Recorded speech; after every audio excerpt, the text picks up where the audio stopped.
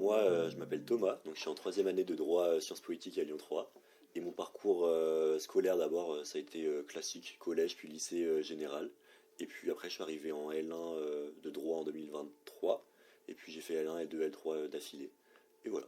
Ok. Du coup, bonjour, moi c'est Titouan, même chose, je suis en troisième année de droit sciences politiques à l'université Jean Moulin à Lyon 3. Du coup, alors moi, j'ai fait du coup même chose, un parcours classique, lycée général, bac général à Ambérieu-en-Bugey, et après là, du coup, je suis arrivé à Lyon, du coup en 2023, même chose en licence de droit sciences politiques. Alors du coup moi j'ai choisi droit sciences politiques parce que initialement je voulais faire Sciences Po, j'ai passé les concours Sciences Po mais j'ai été refusé et moi c'était quand même vraiment la science politique qui m'intéressait parce que la spécialité au bac d'AGGSP m'avait énormément plu et donc j'ai toujours été attiré vers le côté littéraire et le côté international et du coup je voulais faire une licence de sciences politiques du fait que du coup j'ai pas été accepté à Sciences Po et du coup il y avait là la licence droit sciences politiques à Lyon 3 donc c'est pour ça que du coup je l'ai choisi parce que plus initialement pour le côté sciences politiques mais finalement je regrette pas du tout. Ok, et comment ça se fait que tu aies choisi la licence droit majoritairement? Il n'y avait pas d'autres options de sciences politiques? Alors il y avait aussi du coup la licence à Lyon 2 Ok. de sciences politiques mais là pour le coup qui était beaucoup plus demandée et du coup en fait les taux d'accès étaient beaucoup plus faibles et donc même chose sur la liste d'attente ça se répercutait parce que j'étais bien plus bas. Là où au Lyon 3 j'étais accepté presque directement, à Lyon 2 j'étais encore très bas dans les listes d'attente.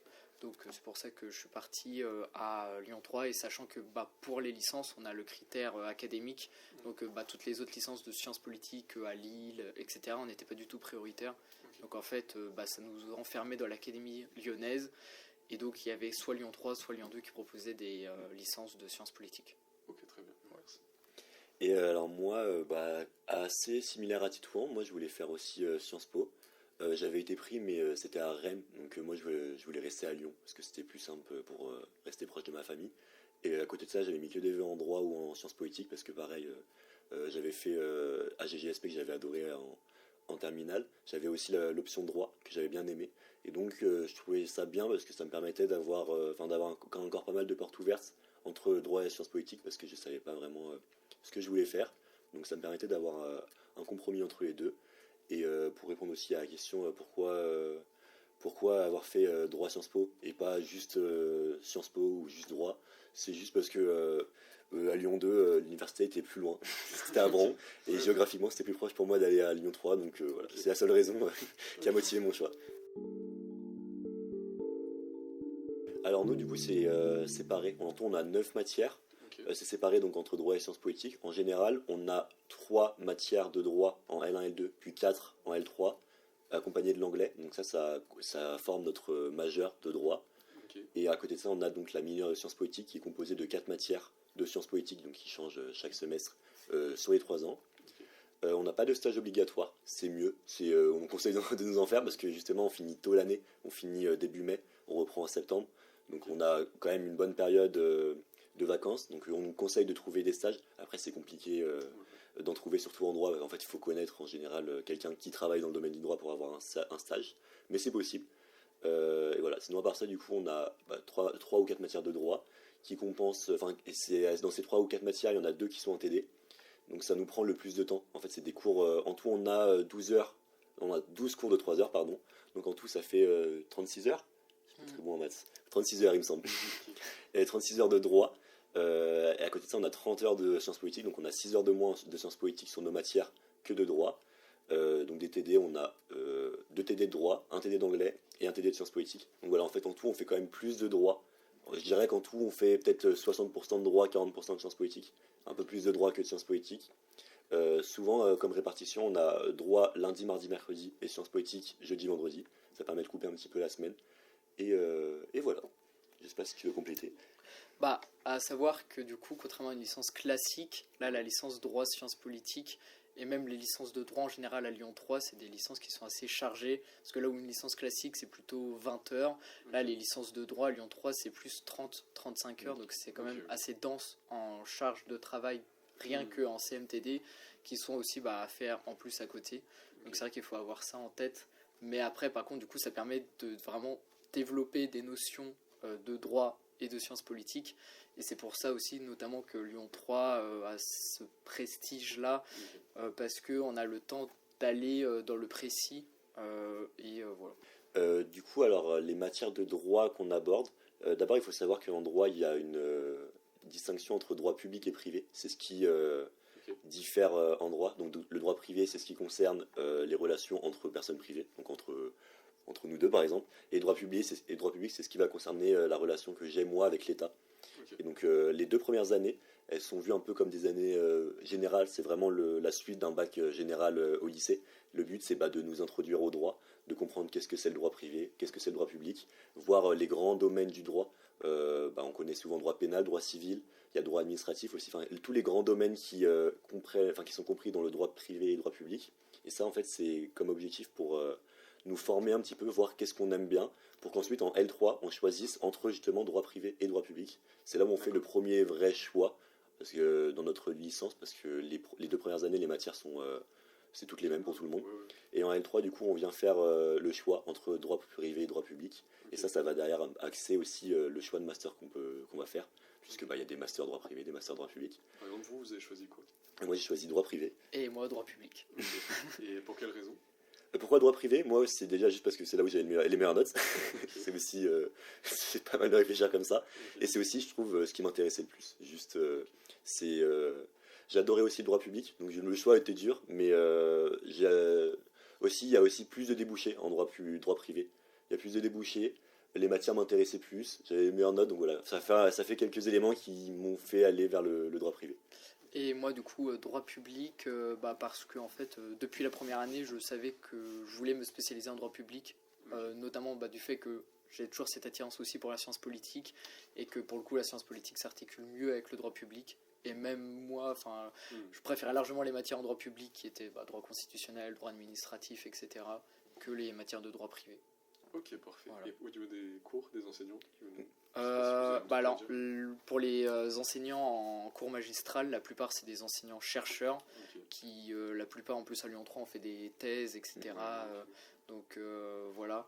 Et il y en a aussi pas mal qui sont conseillers auprès des juridictions, qu'elles soient judiciaires ou administratives, dans plus ou moins les hautes fonctions. Et après, dans les TD, ça varie énormément. Soit on a des jeunes doctorants, ou alors des personnes qui sont en train de faire leur doctorat, ou alors carrément des professionnels qui, par exemple des avocats généralement, qui sur leur temps libre à côté, viennent du coup nous dispenser des cours de travaux dirigés. Moi, j'ai toujours trouvé ça intéressant d'avoir un peu ces deux côtés-là, donc en cours magistraux, d'avoir des professeurs qui ont fait des grandes études, qui ont un doctorat, donc vraiment des personnes qui sont des pointures dans leur matière, et en TD d'avoir plutôt des praticiens, donc des avocats. J'ai aussi eu une notaire, d'avoir vraiment des personnes qui travaillent dans le domaine. En fait, ça permet d'avoir les deux prismes du droit, d'avoir le droit classique qu'on apprend en cours, et aussi d'avoir la pratique, comment ça marche, parce que souvent quand on a un avocat, il nous dit vous voyez ça en cours, mais en vrai ça se passe plutôt comme ça. Donc c'est bien, ça permet aussi un peu de nous professionnaliser avant l'heure, parce que la licence ça reste quand même général, et le but c'est d'avoir les notions globales et générales, mais c'est quand même bien d'avoir ces deux côtés-là. Alors moi, mon cours préféré, c'est un cours que j'ai actuellement en 3e année, c'est droit social ou droit du travail, c'est la même chose. Pourquoi j'aime ça? Je saurais pas vraiment dire. J'ai toujours aimé les relations dans le travail. En fait, je trouve que quelque chose qui est très humain déjà comme matière, c'est vraiment profondément humain. Tout passe par le prisme de l'humain, ce qui est parfois un peu plus loin dans la matière de droit, par exemple le droit des affaires. Si on analyse les sociétés, mais c'est vrai que l'humain est plus éloigné dans cette matière-là. Et là, en fait, on touche au travail, donc il y a quelque chose qui rythme la vie de la grande majorité des Français et des Françaises. Donc c'est vraiment quelque chose qui peut bouleverser des vies, donc c'est quand même, ça a une immense importance sur la vie de chacun. Et c'est vraiment ce côté-là que j'ai toujours aimé. Puis à côté de ça, j'ai un professeur aussi qui est passionné, qui adore sa matière, et qui arrive à nous transmettre cette passion-là. Donc c'est vraiment un cours que j'adore. Sinon, j'ai aussi bien aimé le droit pénal en deuxième année, parce que c'est le cours enfin, quand on imagine le droit, c'est ce qu'on imagine, quoi. C'est et les crimes, les délits, tout ça. Enfin, c'est vraiment ça qu'on imagine. Voilà, c'est quand même intéressant, je trouve, de voir enfin, un peu tout ce qu'on peut voir dans les séries, voir la pratique en réel, et c'est vraiment quelque chose que j'ai trouvé intéressant. Ok, très bien. Alors moi, les cours que j'ai préférés, c'est tout d'abord le cours de droit constitutionnel en première année. Donc là, c'est vraiment, on étudie le régime politique actuel français, mais aussi du coup toutes les bases du droit constitutionnel général. Donc on a aussi fait un peu de comparaison avec le droit constitutionnel anglais et américain. Et en fait, ça permet vraiment de comprendre notre société française, dans quoi on vit, par exemple le 49.3, toute la pensée qu'il y a derrière, parce qu'on en entend beaucoup parler dans les médias, etc. Mais en fait, on ne comprend pas réellement le mécanisme juridique et politique qu'il y a derrière. Donc le droit constitutionnel, ça permet, je trouve, de mieux comprendre la société dans laquelle on vit. Okay. Et aussi, du coup, le droit administratif, j'ai beaucoup aimé, qui en fait découle du droit constitutionnel, où là, c'est vraiment l'application concrète de tous les jours de l'administration de l'État, voilà, la police administrative, les services publics, etc., qui régissent réellement la relation entre l'État et ses administrés.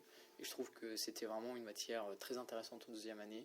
Et après aussi une matière en sciences politiques qui m'a beaucoup plu, c'est théorie des relations internationales, où déjà le professeur était très passionnant et passionné par ce qu'il disait, oui. Et aussi parce que même chose, ça permettait de comprendre et de voir les grandes théories qui régissaient la société internationale à travers les siècles, etc., et comprendre aujourd'hui les enjeux qu'il y a autour des États-Unis, etc.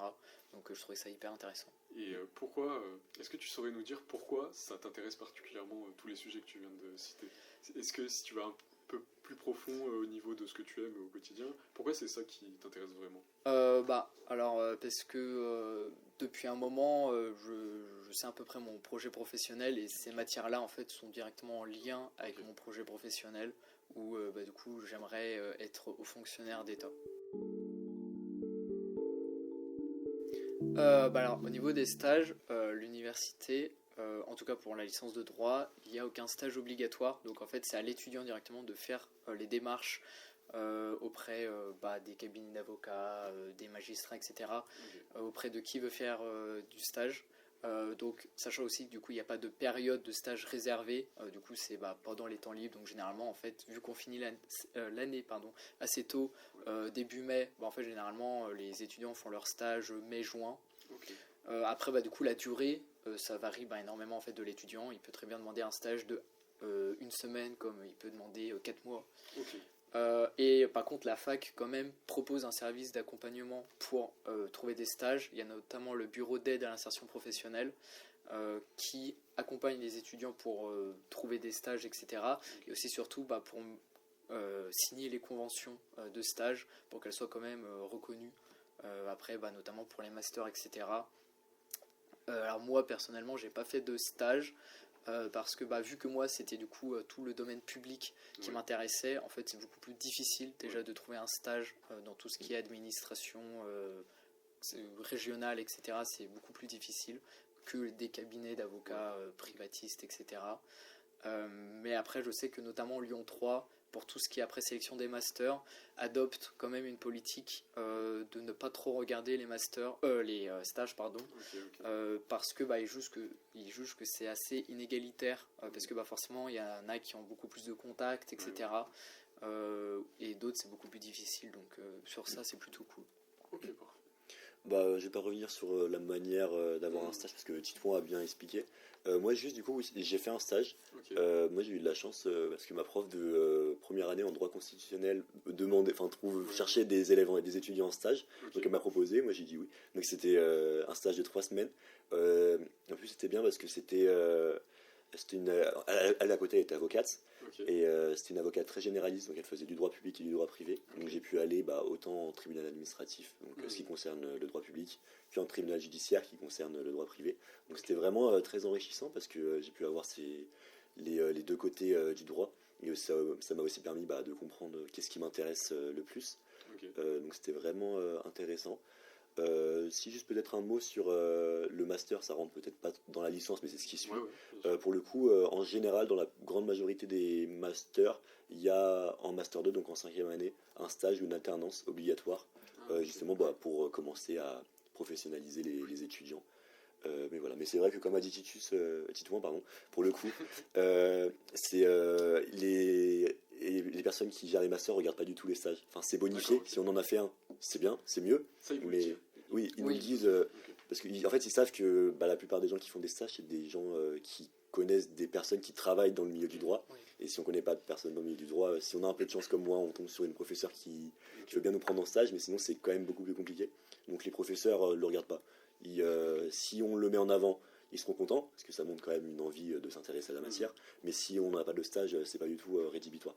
Puis en plus, si je peux rajouter aussi, c'est que en licence, vu que ça reste quand même très généraliste, la licence de droit, en fait, même les professionnels du droit, quand on fait des stages, c'est plus un stage d'observation qu'un stage réellement de pratique. Ouais. Et en fait, c'est pour ça aussi que pour les masters, c'est pas quelque chose de très rédhibitoire de ne pas avoir fait de stage, en tout cas pour Lyon 3, Ok. parce qu'ils considèrent justement que bah, on a fait plus un stage d'observation style stage de troisième Hmm. que un vrai stage où on a approfondi des notions, quoi. Oui, c'est ça. Moi, le stage que j'ai fait, c'était accompagner mon avocate au tribunal, regarder. Elle essayait quand même un petit peu de rendre le tout un peu plus stimulant, donc elle me demandait de rechercher des arrêts, des jurisprudences, mais c'est vrai que c'était quand même beaucoup d'observation, parce qu'on ne peut pas demander à une personne qui est en première année de faire un travail d'un avocat qui a fait 7 ans d'études, forcément. Mais oui, c'est beaucoup d'observation. Alors moi, ma méthode de travail, j'ai repris celle que j'avais fait pour le bac parce que ça avait bien fonctionné. Donc c'était juste réviser régulièrement. J'essaye en tout cas le plus possible de réviser tous les jours un petit moment, une petite heure par jour si je peux. Parce que c'est vrai que le droit c'est quand même une matière qui est assez technique et aussi c'est quand même il y a quand même beaucoup de révisions à faire donc c'est quand même important de ne pas s'y prendre derrière un minute. Mais du coup oui j'utilise beaucoup la BU pour réviser parce que j'aime bien l'atmosphère. En fait, comme tout le monde travaille autour de soi, on est obligé de travailler, ça nous motive aussi. Donc j'aime bien aller à la BU. Pas très longtemps, mais 30 minutes, 1 heure par jour, juste pour revoir un petit peu les matières que j'ai pu voir dans la journée, reprendre mes cours, commencer aussi à faire mes TD. Parce que pour le coup, les TD, ça on l'a pas dit tout à l'heure, mais c'est des travaux à faire en avance, souvent des dissertations ou des commentaires d'arrêt. Donc faut les préparer toutes les semaines. Mais c'est aussi bénéfique parce que même si c'est sûr que c'est une charge de travail, ça nous permet aussi de réviser petit à petit. En fait, ça nous force à apprendre notre cours et à appliquer notre cours. Donc si on suit bien les TD chaque semaine, en soi, normalement, quand on arrive au partiel, on n'a pas besoin tant de réviser que ça, Ok. parce que on a vu tout ça pendant le semestre. Donc voilà, moi si je devais donner des conseils, c'est s'y prendre à l'avance. Je pense que c'est le mieux. Essayer de commencer le plus tôt possible et d'essayer de garder une bonne routine, de réviser un petit peu tout le temps. Et après, pour le coup, peut-être ce qui est plus spécifique à Lyon 3, c'est que souvent les emplois du temps sont un peu morcelés. On a souvent cours soit le matin très tôt, puis après une grande pause, puis après cours le soir. Donc ça permet d'avoir des grands trous. Ah. Et ça, c'est un inconvénient parce que forcément, des fois, on a des trous et on ne sait pas trop quoi en faire. Mais c'est aussi un avantage parce que comme on arrive à la fac le matin, on reste à la fac, on va à la BU, on révise et Ok. enfin, ça nous permet aussi d'avoir des trous et après c'est à l'étudiant en soi parce que je pense que c'est propre à toutes les universités mais on est un peu livré à nous-mêmes donc faut réviser de nous-mêmes. Mais c'est à l'étudiant de s'organiser mais en tout cas je pense que l'université essaye de mettre en place des choses quand même pour nous pousser à aller à la BU, à réviser, à apprendre nos cours. Donc voilà, on est quand même pas non plus laissé tant seul que ça quoi. Ok, très bien. Alors moi, à l'inverse de Thomas, c'est que je suis un peu moins studieux que lui. Enfin, j'avoue que je travaille beaucoup moins. J'ai beaucoup moins ce travail de révision tous les jours, etc.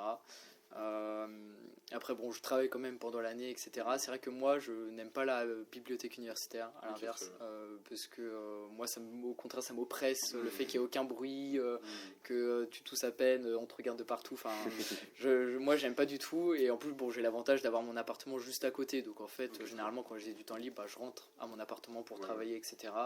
Moi, ma méthode de travail, c'est pour les matières qui sont denses, donc les matières de droit généralement, Ouais. je fiche les matières. Donc déjà ça fait une première révision le fait de ficher et après je parle de mon appartement tout seul et je révise comme ça. Après aussi bien préparer les travaux dirigés, etc., parce qu'en fait c'est l'application directe du cours magistral, donc en fait ça permet de faire des révisions indirectement quand même en les préparant. Et après, si je pourrais donner un conseil aux lycéens, c'est de trouver sa méthode de travail au maximum pendant le lycée, de profiter du fait qu'il y a encore des professeurs pour accompagner, etc. Parce que c'est vrai qu'à la fac, on est un peu laissé à nous-mêmes, entre guillemets.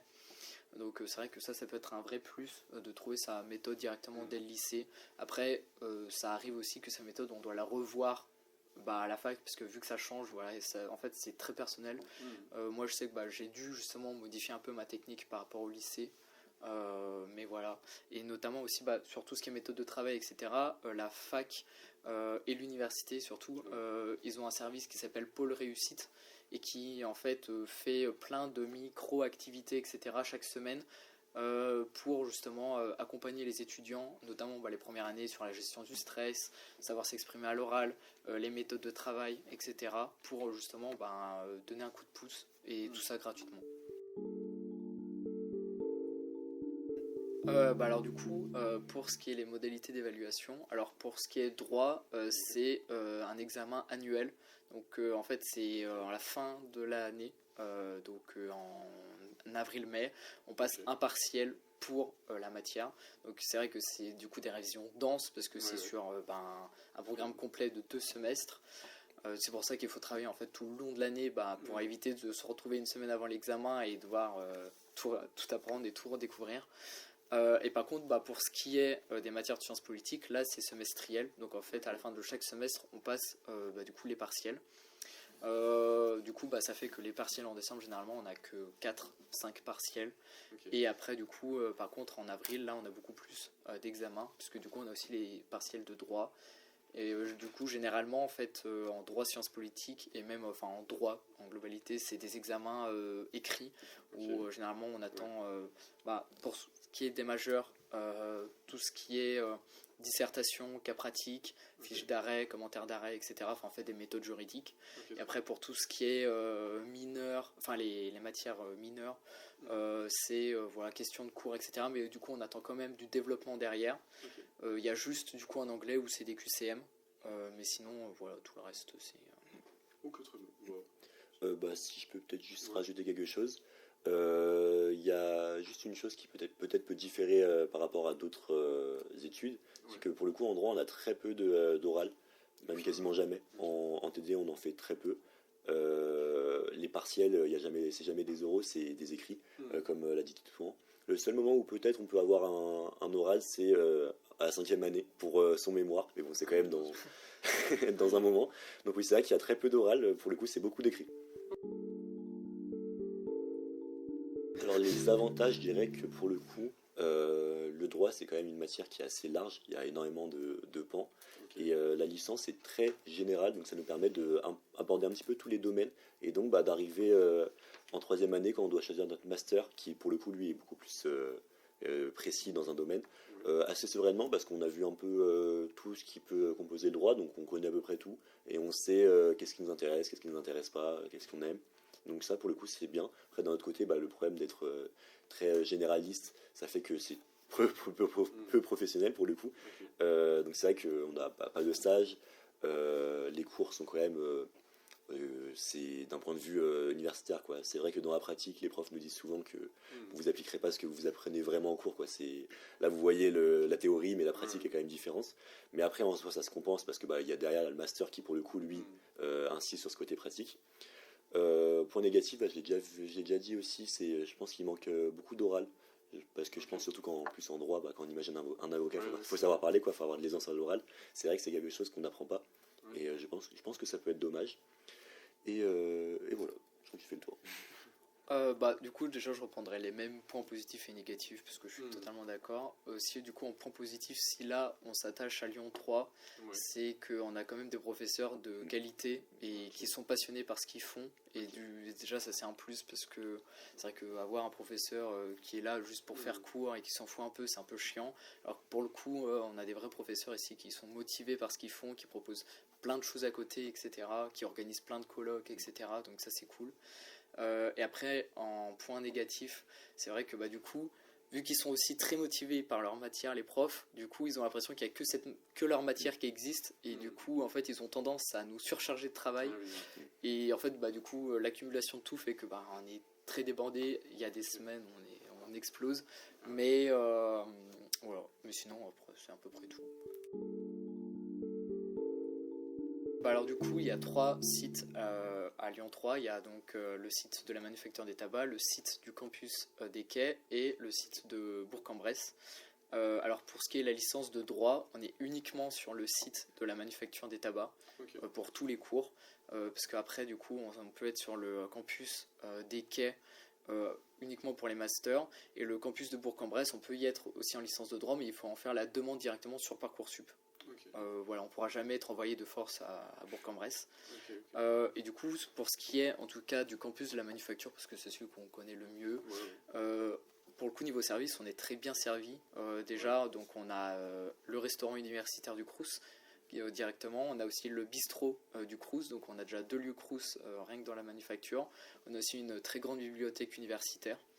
Et après, on a plein de lieux. Alors, en novembre, il y a un nouveau lieu qui est ouvert qui s'appelle le Tiers-Lieu, qui est un lieu de pause pour les étudiants, etc., avec plein de canapés, c'est hyper chill. Et après, par exemple, on a ici la maison des assos, où les associations peuvent aller, etc. Et je sais pas si tu as... Oui, je pense que tu as fait le tour. C'est vrai que pour le coup, je trouve que, en tout cas, à la Manufacture des Tabacs, on est vraiment bien lotis. Enfin, que cette fois, pour nous restaurer, on a vraiment tout ce qu'il faut. On a beaucoup de lieux de pause, comme a dit Titouan. Il y a un nouveau lieu qui s'appelle le Tiers-Lieu qui vient d'ouvrir avec un immense espace avec des canapés, des lits pour se poser. Donc vraiment, c'est pas mal pour le coup. On a aussi beaucoup de... on a deux immenses cours pour se poser quand il fait chaud, pour manger aussi. Donc c'est vraiment pas mal. On a aussi pas mal de sièges, de bancs en université pour se poser, pour reprendre nos cours ou pour juste manger, discuter. Donc pour le coup, c'est pas mal. Les autres campus, je les connais un peu moins, donc je pourrais moins... Bourg-en-Bresse, j'y suis jamais allé. Le campus des Quais, il est plus petit, donc c'est plus compliqué. Par exemple, il n'y a pas de restaurant universitaire directement dans le campus. Il est en dehors de l'université, il est partagé avec Lyon 2 et Sciences Po. Donc il y a souvent beaucoup de queues. Mais voilà, après ça, je pourrais moins...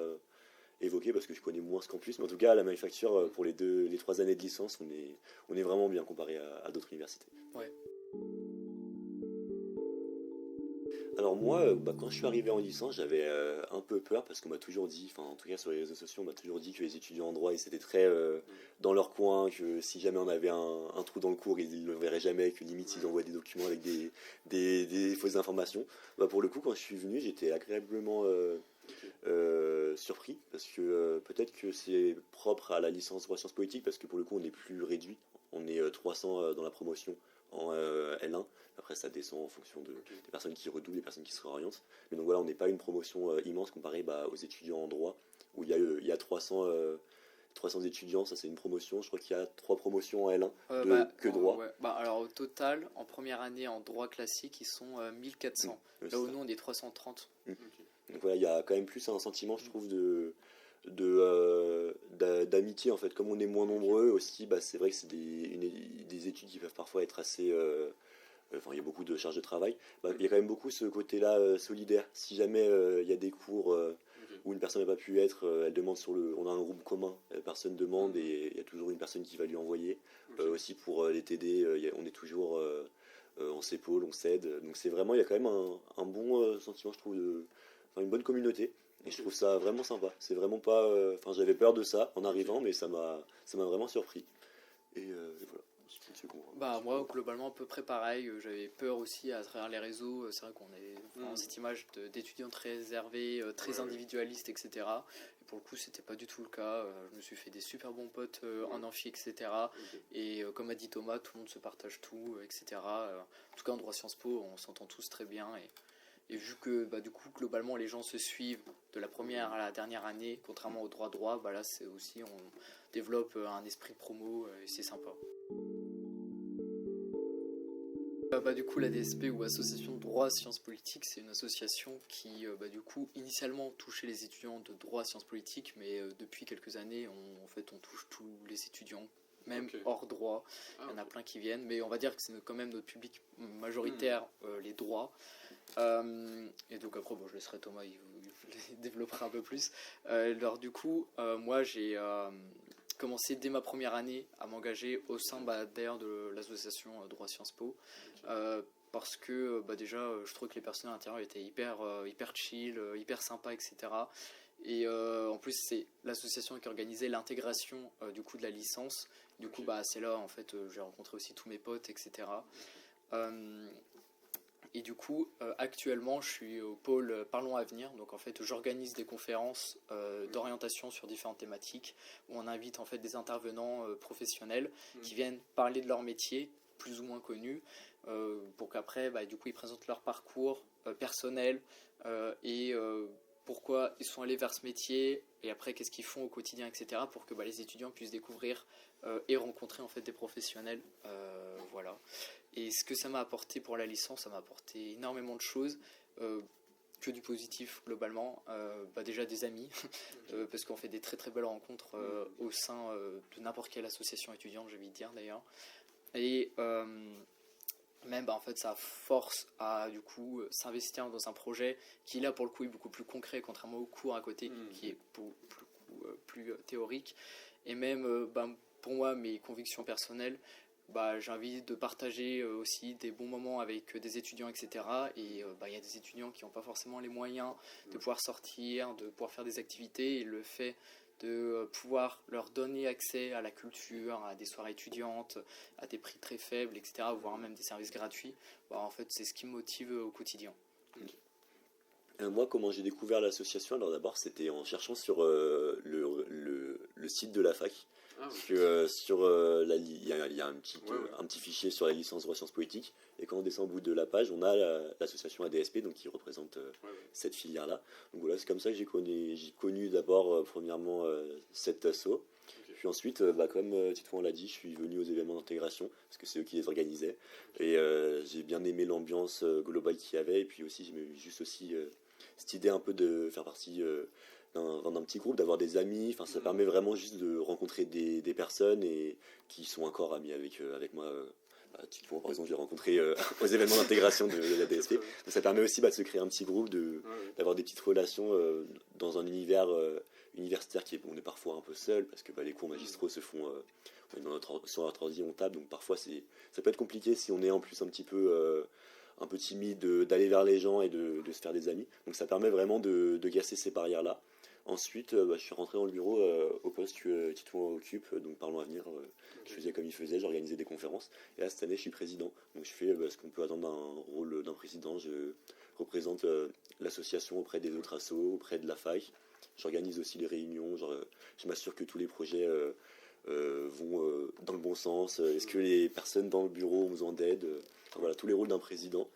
Et qu'est-ce que m'apporte l'association dans ma vie étudiante? Je pense que, en tout cas, moi j'ai toujours vu ça comme une sorte de bulle d'air un peu. Parfois les cours ça peut être oppressant, stressant forcément.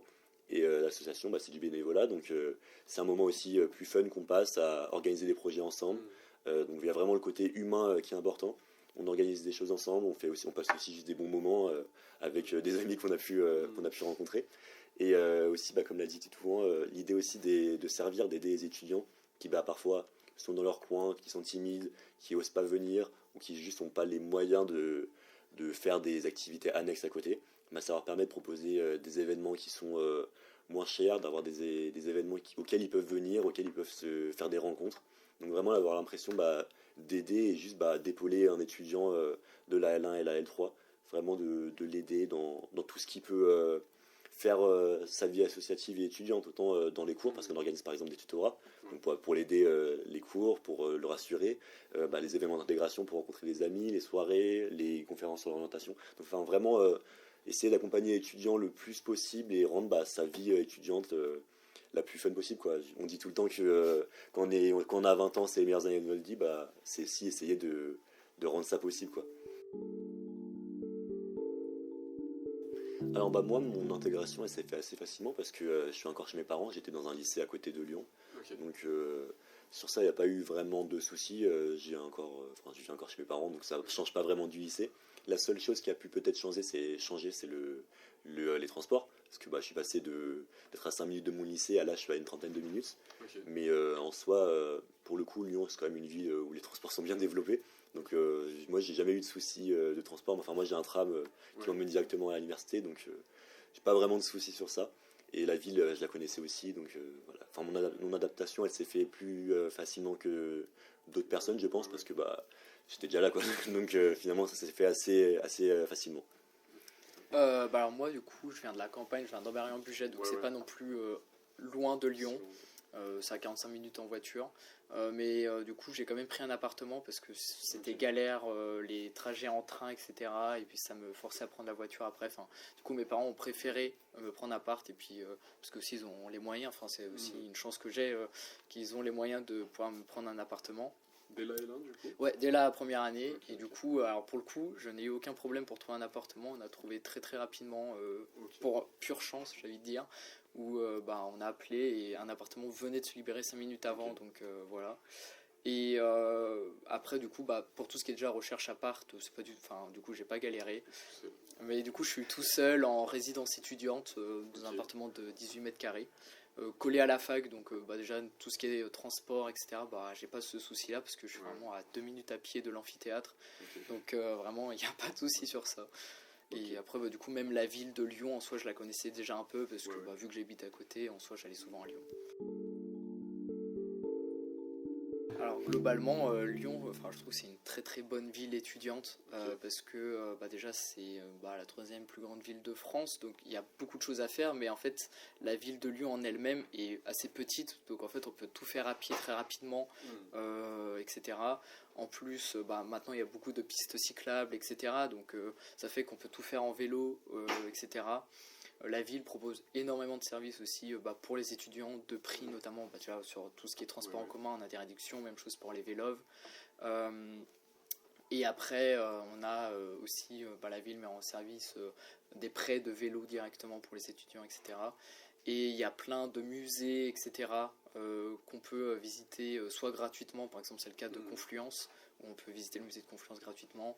Le musée des Beaux-Arts, je crois que c'est 4 euros l'entrée, etc. Enfin, voilà, on a des prix vraiment en bas pour plein de choses, et aussi bah, il y a plein de bars, plein de boîtes, etc. Enfin, il y a une vraie vie étudiante, que ce soit de jour comme de nuit, je trouve, et sur ça c'est vachement cool. Bah moi je suis d'accord avec toi. Je pense que vraiment comme ville étudiante c'est vraiment une des meilleures qu'on puisse avoir en France. Bah, même juste il y a en tout plus de quasiment 200 000 étudiants à Lyon. C'est énorme comparé aux autres villes. Donc il y a vraiment enfin, tous les jeudis soirs il y a toujours, on peut toujours croiser des jeunes qui s'amusent. Donc vraiment il y a une bonne atmosphère je trouve. Aussi, je pense que les transports en commun sont vraiment bien développés. Il y a aussi beaucoup de vélos. Donc, bah, pour la mobilité douce et juste la vie, ça rend le tout très simple. Peut-être, enfin aussi, avant de commencer les points négatifs, aussi, bah, c'est vrai que c'est une ville qui bouge beaucoup, quoi. Il y a toujours des expositions, des musées, des concerts. Enfin, vraiment, on peut jamais s'ennuyer, quoi, à Lyon. Il y a vraiment toujours quelque chose à faire. Après, comme point négatif, bah, c'est vrai que c'est le problème des grandes villes, c'est que c'est quand même très cher. Puis même, surtout, bah, si on habite à Lyon même, bah, le logement, enfin tous les coûts, tous les surcoûts derrière sont quand même très chers. Donc pour un étudiant, ça peut vite peser et être important.